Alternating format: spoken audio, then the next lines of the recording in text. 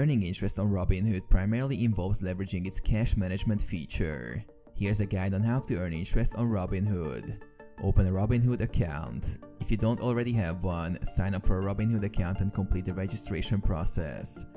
Activate cash management. Once your Robinhood account is set up, you can activate the cash management feature. This feature allows you to earn interest on uninvested cash in your account. Deposit funds. Deposit funds into your Robinhood account. Any uninvested cash in your account will automatically be included in the cash management feature.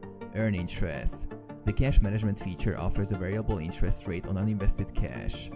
The interest rate may fluctuate over time based on market conditions. Explore other features. Robinhood may introduce additional features in the future that offer opportunities to earn interest or rewards on your account balances.